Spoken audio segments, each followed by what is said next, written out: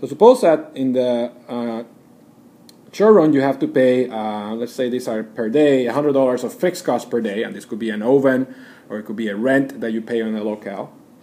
And then you pay your workers that are your only variable costs around $80 per day. Now suppose that your price for whatever you sell, hypothetical example, is $90. So when you produce 1 unit of output, how much revenue, how much profits you have? Well, your actual economic profits at this point are going to be, well, the revenue you make, which is the $90, minus the variable costs, which are the $80, minus the $100, which are your fixed costs. So clearly, after this, you're going to be in the hole for $90.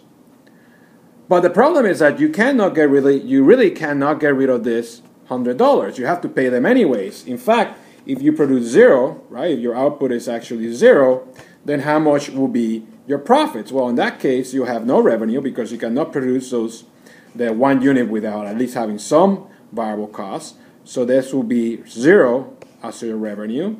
You will not have to pay for the $80, but you still have to pay for the $100 on fixed costs. So you will actually be in the hole for $100.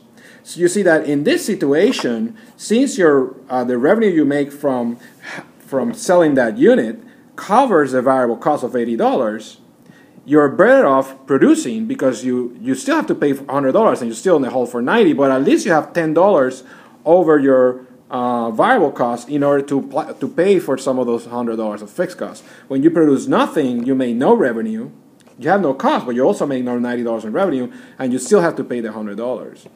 So this shows you that in the short run, since you have to pay the $100 anyway, your decision to whether you want to operate or not should really be based on the variable costs.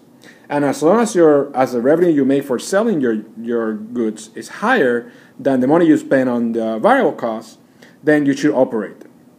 And you should shut down whenever the price falls below that. So if the price for this problem, instead of being 90, if the price was really $70, then you really should shut down and don't open at all. And if the price was $80, you will break even. So the way economists look at this, they basically say, so write it on the same page here, that when the price falls, if the price is above or equal to the average variable cost, you operate. But when the price falls below your average variable cost, then you shut down. So in the short run, this is a shutdown rule we're going to use.